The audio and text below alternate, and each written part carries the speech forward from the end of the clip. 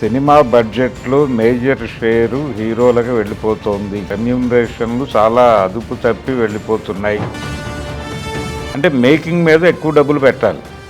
అలాంటిది రెమ్యూనరేషన్లకు డబ్బులన్నీ పట్టుకెళ్ళిపోతే ఇక మేము ఏం పెట్టి తీయాలి? ఆ రోజుల్లో ప్రొడ్యూసర్ పిలిస్తే వీళ్ళకి సినిమా, ఇప్పుడు హీరో గారు పిలిస్తే సినిమా ప్రొడ్యూసర్కి. సీన్ మారిపోయింది కదా, రివర్స్ అయిపోయి. మీరు ఒక హిట్ ఇచ్చి చూపించండి ఇండస్ట్రీకి. రాజకీయ సంబంధాలు ఇవన్నీ చూపించి తన కంట్రోల్లో ఇండస్ట్రీని నడపాలని దిల్ రాజు గారు అనుకుంటున్నాడు. భరద్వాజ గారు, దిల్ రాజు గారు లేటెస్ట్ కామెంట్స్ చూసారా మీరు? ఇండస్ట్రీ గురించి, ఇండస్ట్రీలో ఏం జరుగుతుంది చాలా కాలంగా మాట్లాడుతున్నాడు ఆయన. ఈరోజు కొత్తగా మాట్లాడింది ఏం కాదు అది. కరోనా అనంతరం నిర్మాతల సమ్మె జరిగిన సందర్భంగా కూడా సినిమా బడ్జెట్లో మేజర్ షేరు హీరోలకు వెళ్ళిపోతుంది. రెమ్యూనరేషన్లు చాలా అదుపు తప్పి వెళ్ళిపోతున్నాయి. ప్రొడక్షన్లో మేజర్ షేరు హీరోల రెమ్యూనరేషన్లు. అంటే ఆయన ఎగ్జాంపుల్ కూడా చెప్పారు, 300 కోట్ల రూపాయల బడ్జెట్ అనుకుంటే సినిమాకి, అవును, దాంట్లో 120 కోట్లు హీరో రెమ్యూనరేషన్ వెళ్ళిపోతుంది. అంటే టోటల్గా సినిమాకి పెడుతున్నది తగ్గిపోతుంది, రెమ్యూనరేషన్లకు ఎక్కువైపోతుంది. దీనివలన క్వాలిటీ సినిమాలు తీసే పరిస్థితి ఉండటం లేదు. అంటే మేకింగ్ కూడా క్వాలిటీ ఉండాలి కదా. హీరో ఒక్కడిని పెట్టుకుంటే వ్యాపారం అవ్వదు కదా. రేపు థియేటర్లోకి సినిమా వచ్చిన తర్వాత నిలబెట్టేది కంటెంట్ క్వాలిటీయే. క్వాలిటీ అంటే నువ్వేమో మార్కెట్ ఎక్స్పాన్షన్ కోసం వెళుతున్నావు. మార్కెట్ ఎక్స్పాన్షన్కి వెళ్ళేటప్పుడు ఆ రేంజ్ క్వాలిటీ కూడా ఇవ్వాలి. అంటే మేకింగ్ మీద ఎక్కువ డబ్బులు పెట్టాలి. అలాంటిది రెమ్యూనరేషన్లకు డబ్బులన్నీ పట్టుకెళ్ళిపోతే ఇక మేము ఏం పెట్టి తీయాలి? మార్కెట్ని ఎట్లా అట్రాక్ట్ చేయాలి? ఏమైపోవాలి? మీకేమో డబ్బులు ఇవ్వాలి, మేము ఇస్తే తప్ప మీరు రారు, మీరు వస్తే తప్ప మేము పెద్ద మార్కెట్ సినిమాలు తీయలేము. కాబట్టి అసలు మిమ్మల్ని వదిలేయటమే బెటర్ అని మేము అనుకునే పరిస్థితి వచ్చేస్తుంది అని చెప్పి ఆయన రెవెన్యూ షేరింగ్ పద్ధతిలో పెడదాం, ప్రాఫిట్ షేరింగ్. ఈ ప్రాఫిట్ షేరింగ్ అనే పద్ధతి నిజానికి గతంలో ఉంది తెలుగు ఇండస్ట్రీలో. ఇదేదో కొత్త ఇన్నోవేషన్, ఇదేదో బాలీవుడ్ హీరోలు మాత్రమే చేస్తున్నారు అని మాట్లాడుతున్నారు. కానీ నిజానికి తెలుగులో రెమ్యూనరేషన్లు పెరగటం మొదలుపెట్టిన దశలో చాలామంది హీరోలు ఒక ఏరియా తీసుకోవటమో ఏదో చేసేవారు. చిరంజీవి గారు కూడా ఒక ఏరియా తీసుకునేవాడు, ఏ నైజాము లేకపోతే మరో ప్రాంతము. ఆయన రెమ్యూనరేషన్ కింద ఒక ఏరియా ఇచ్చేసేవాళ్ళు ఆయనకి. అక్కడ ఎంత వస్తే అంతే. ఒక సినిమాకి ₹1,00,00,000 వస్తే ఆ సినిమాకి ₹1,00,00,000 రెమ్యూనరేషను. ఆ తర్వాత సినిమా 70 లక్షలే వస్తే అదే రెమ్యూనరేషను. ఆ తర్వాత సినిమా అదేదైనా దెబ్బతిని 30 లక్షలే వస్తే అదే రెమ్యూనరేషన్. ఆ పద్ధతిలో కూడా జరిగింది. కాబట్టి ఆయన చెప్తున్నటువంటి ప్రాఫిట్ షేరింగ్, ఇప్పుడు ప్రాఫిట్ షేరింగ్ అంటున్నారు కానీ ఆ రోజుల్లో ఒక ఏరియా వాళ్ళకి ఇచ్చేసేవాళ్ళు. అదేలేండి, ఆ బిజినెస్ వాళ్ళు చూసుకునేవాళ్ళు. అంటే ఆయన ఇంకో మాట పడ్డాడు, నిర్మాతకి విలువ లేదు, నిర్మాత గతంలో ఎలా ఉండేదని ఎగ్జాంపుల్ కూడా చెప్పారు. గతంలో ప్రొడ్యూసరు ఒక ప్రాజెక్ట్ మొదలు పెట్టేటప్పుడు తను స్క్రిప్ట్ తయారు చేసుకున్న తర్వాత ఆ కథకి ఎవరు అవసరమో ఆ డైరెక్టర్ని, ఏ హీరో అవసరమో ఆ డైరెక్టర్తో కూర్చుని డిసైడ్ చేసి ఆ హీరో దగ్గరికి వెళ్ళేవాళ్ళు. అప్పుడు హీరో చివరిలో ఉండేవాడు.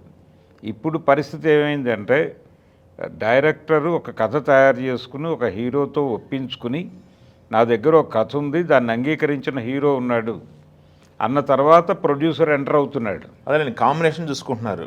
కాంబినేషన్ అంటే ప్రాఫిట్ అనేది కీలకం అయిపోయిన తర్వాత, హీరోల వెనకాల ఇండస్ట్రీ నడవటం మొదలైన తర్వాత, హీరో సెంట్రిక్గా ఇండస్ట్రీ మారుతున్న టైంలో హీరో ఒప్పుకున్న ప్రాజెక్టుతో వెళ్ళటమే నిర్మాతకి సేఫ్ అవుతుంది. అందుకని హీరో ఉన్నాడు, కథ ఉంది, డైరెక్టర్ ఉన్నాడు, అన్నీ రెడీగా ఉన్నాయి, మనం దీని మీద బిజినెస్ చేద్దామని రంగంలోకి వస్తున్నాడు ప్రొడ్యూసర్. అదే దాంతో ఇది రివర్స్లో జరుగుతుంది ఇప్పుడు. ఇప్పుడు ప్రొడ్యూసర్కి విలువ ఎలా ఇస్తాడు హీరో?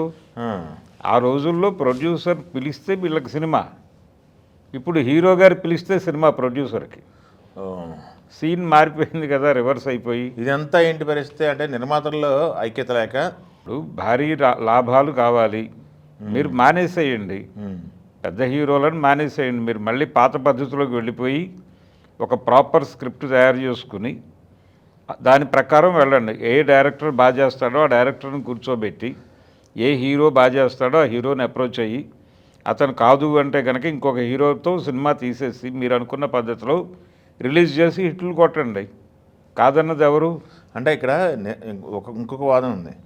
నిర్మాతల మధ్య ఐక్యత లేదు, నిర్మాతలు పోటీపడి ప్రాజెక్ట్ సెట్ చేసుకోవడం కనుక ఎంత అడిగితే అంత ఇస్తున్నారు, ఇవ్వలేని వాళ్ళు వెనకబడిపోతున్నారు. ఇప్పుడు అటునుంచి ప్రపోజల్స్ వస్తున్నాయి. ఓకే, నా దగ్గరకు ఒక డైరెక్టర్ వచ్చాడు, ఒక కథ చెప్పాడు, బాగుంది.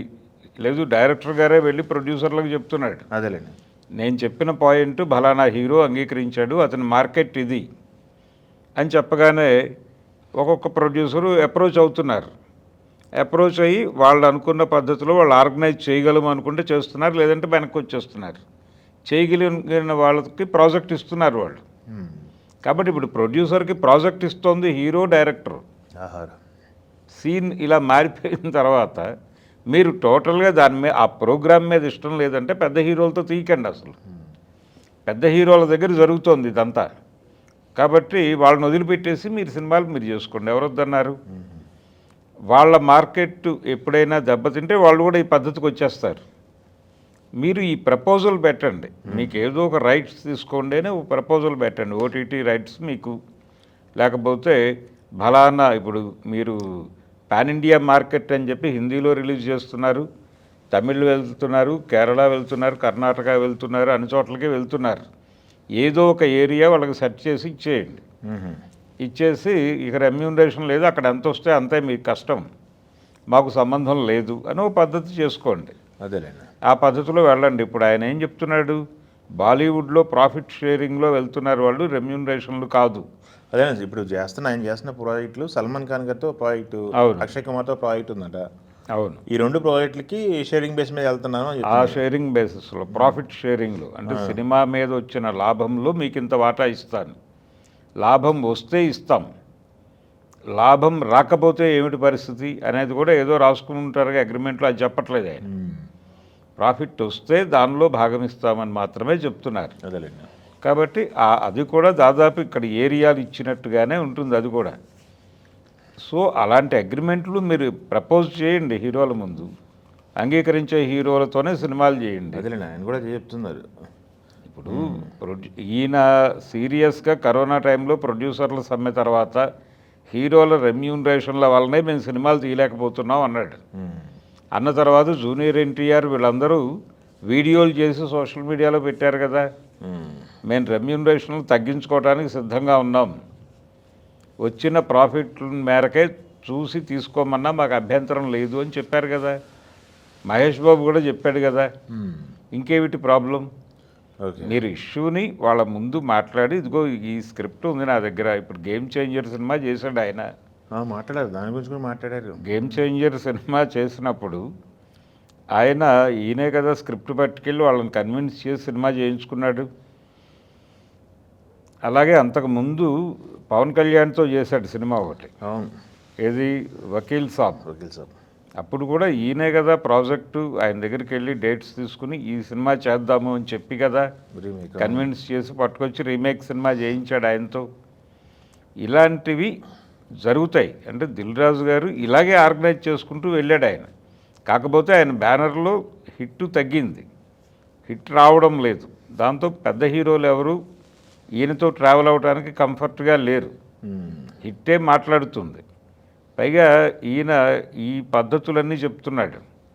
ఈ గందరగోళం కంటే కూడా ఇంకేదైనా ప్రాజెక్ట్ సెట్ చేసుకుంటే బెటరు అని హీరోలు అనుకునే పరిస్థితి వచ్చేసింది. వచ్చిన తర్వాత వాళ్ళు సక్సెస్ అవుతుంది అనుకున్న వైపు వెళ్తున్నారు. ఆ ఏరియాలో ఈయన ఉండటం లేదు. దాంతో ఈయన బ్యానర్లో పెద్ద హీరోలు ఎవరూ లేరు. ఆ అసహనంలో నుంచి ఇవన్నీ మాట్లాడుతున్నాడు అనే అభిప్రాయం కూడా ఉంది ఇండస్ట్రీలో. అందుకని ఈ గోల కంటే కంఫర్ట్ అది ఫీల్ అవుతున్నాడు ఆయన. ఇప్పుడు ధనుష్తో సినిమా చేయటము, లేకపోతే ఇంకెవరితోనో చేయటం, ఒక తమిళ హీరోతో సినిమా చేయటం, లేదా హిందీ హీరోలతో సినిమాలు చేయటం, ఆ సినిమాలకు ఇక్కడ మార్కెట్ క్రియేట్ చేయటం, ఈ ప్రయోగాలు ఏవో చేసి ప్రొడ్యూసర్గా నేను సాలిడ్గా ఉన్నాను, సౌండ్గా ఉన్నానని చెప్పడం అదే ఆయన ఉద్దేశం. అది ఆ ప్రయత్నం ఏదో చేస్తున్నాడు. అది సక్సెస్ అయితే ఓకే. మీరు ఒక హిట్ ఇచ్చి చూపించండి ఇండస్ట్రీకి. మీరు ప్రస్తుతం పరాజయాలలో ఉన్నారు అనేది వాస్తవం. ఈ పరాజయాలలో ఉండటం అనేది వాళ్ళ దృష్టిలో తేడాగానే నడుస్తుంది. హీరోలు సక్సెస్ ఎక్కడుంటే అక్కడికి వెళ్తారు. మీరు ఒక 2 అద్భుతమైన విజయాలు ఇప్పుడు చేస్తున్నటువంటి సల్మాన్ ఖాన్ సినిమాను, మరొక సినిమాను మీరు హిట్ ఇవ్వండి. పాన్ ఇండియా మార్కెట్లో ఇప్పుడున్నటువంటి రికార్డుల్ని బద్దలు కొట్టే కంటెంట్తో మీరు సినిమా చేయండి. చేస్తే ఇమ్మీడియట్గా మీ హీరోలే కదా, మీ బ్యానర్లో మీరు విజయాలు ఇచ్చిన తర్వాత బయటకు వచ్చి పెద్ద హీరో అయినవాడే కదా అల్లు అర్జున్. అవును. సో మీరు వెళ్ళి మాట్లాడితే ఎందుకు ఇవ్వండి ఇప్పుడు డేట్స్? అందుకని మీరు ముందు ఒక సక్సెస్ ఇవ్వండి. ఎక్కడో మీరు కాన్సన్ట్రేట్ చేయటం లేదేమో ప్రాజెక్టుల మీద అని కూడా ప్రపంచం అనుకుంటోంది. ఇతర కార్యక్రమాల్లో బిజీ అయిపోయి మీరు కోర్ ఇండస్ట్రీ మీద, మీరు ప్రొడ్యూసర్ బేసికల్గా, ముందు పంపిణీదారుడు తర్వాత ప్రొడ్యూసరు. అదే కదా. కాబట్టి మీలో అప్పటి పంపిణీదారుడు, అప్పటి ప్రొడ్యూసరు, ఆ టేస్టు, ఆ ఎంతూజియాజం అనేవి కనిపించడం లేదు ఈ మధ్యకాలంలో. అవి కనిపించేటట్టుగా మీరు ఒక అద్భుతమైన విజయం ఇవ్వండి. ఓకే. ఇస్తే మళ్ళీ మీ దగ్గరికి వస్తారు ఇండస్ట్రీ. ఎందుకు రారు? ఓకే. మిమ్మల్ని కాదన్న హీరో ఎవరు? ఇంతకుముందు కూడా ప్రతి హీరో ఆయనతో సినిమా చేసినవాడే. అందుకని ఆయన అంటే హీరోలను కూడా కంట్రోల్ చేయాలి అనే ఒక మొనాపల్లిలో వెళ్తున్నాడు ఆయన. తనకున్నటువంటి అనేక సంబంధాలు, రాజకీయ సంబంధాలు ఇవన్నీ చూపించి ఏదో తన కంట్రోల్లో ఇండస్ట్రీని నడపాలని దిల్ రాజు గారు అనుకుంటున్నాడు అనే అభిప్రాయం ఎందుకు కలిగించాలి బయట? ఓకే. మీరు మీ పద్ధతిలో ఒక మంచి విజయం నానిగారితో చేయండి, పోనీ ఎవరు కాదన్నారు? ఆయన మిమ్మల్ని కాదన్నాడా? గతంలో మీరు వరుసగా సినిమాలు చేశారుగా అతనితోనే. మీరు చెయ్యంది ఎవరితో? చిరంజీవి గారి మేనల్లుడితో కూడా మీరు సినిమాలు తీశారు కదా. అవును. అందుకని దిల్ రాజు గారికి విజయం లేకపోవడంతో ఈ సిద్ధాంతాలన్నీ మాట్లాడుతున్నాడు ఆయన. ఓకే.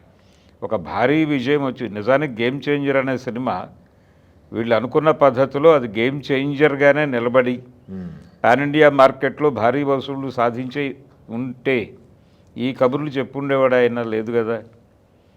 పాన్ ఇండియా మార్కెట్లో అది కూడా ఒక పుష్ప రేంజ్ హిట్ అయి ఉంటే ఆయన మాట్లాడి ఉండేవాడు కాదు. ఈ మాటలన్నీ కాలేదు కాబట్టి ఇప్పుడు మాట్లాడుతున్నాడు. ఓకే.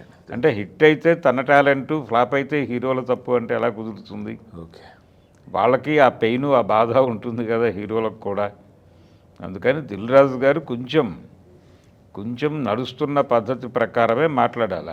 ఆయన చెప్తున్న మాటల్లో వాస్తవం ఉంది. హీరోలకు రెమ్యూనరేషన్లు భారీగా పెరిగిపోయినాయి, అది తగ్గించుకుంటే బాగుంటుంది అనేది బాగానే ఉంది. కానీ వాళ్ళు ఎందుకు పెంచుతున్నారు? వాళ్ళ వలన మార్కెట్ క్రియేట్ అవుతోంది. వాళ్ళకు ఉన్నటువంటి మార్కెట్ మేరకు మీరు డబ్బులు పెడుతున్నారు. అదే వాళ్ళకి హిందీ మార్కెట్ ఉంటుంది, తమిళ మార్కెట్ ఉంటుంది, మరో మార్కెట్ ఉంటుంది. ఇన్ని ఏరియాల నుంచి మేము డబ్బులు ఇస్తున్నాం కాబట్టి మాకు కూడా గతంలో ఇచ్చిన 50 కోట్లు అలా కాకుండా ఒక 100, 125 ఇస్తే కంఫర్టబుల్గా ఉంటుంది అని అడుగుతున్నారు. ఓకే. ఆ మేరకు మీరు మమ్మల్ని కష్టపెడుతున్నారు కదా. గతంలో లాంటి కమర్షియల్ సినిమా కాదుగా ఇప్పుడు. ఒళ్ళు హోనం అయిపోయే సినిమాలు తీస్తున్నారు మాతో. కాబట్టి అంత కష్టం పడుతున్నప్పుడు, అంత మార్కెట్కి నువ్వు వెళ్తున్నప్పుడు మాకు ఈ డబ్బులు ఇవ్వు ఓకే అని అడుగుతున్నారు. వాళ్ళ దగ్గర కూడా లాజిక్ ఉంది. ఓకే. మీరు చెప్పేటప్పుడేమో లోకల్ మార్కెట్ కథలు చెప్తారు. పెద్ద హీరోలతో సినిమా తీయాల్సి వచ్చినప్పుడు పాన్ ఇండియా సినిమాయే తీయాలి. ఓకే. మీరు game changer pan India market కొట్టడం కోసం చేసిన ప్రయోగం. మీరు శంకర్ని పట్టుకొచ్చింది, రామ్ చరణ్ని పట్టుకొచ్చింది ఆ వ్యూహంతోనే. అది బెడిసి కొట్టింది. ఓకే. అది బెడిసి కొట్టగానే లోకల్ మార్కెట్లో మీకు వర్కౌట్ అవ్వలేదని చెప్పేసి ఇది నాకు వైట్ ఎలిఫెంట్గా మారిపోయిందని మీరు గొడవ పడితే ఎలాగా? ఓకే.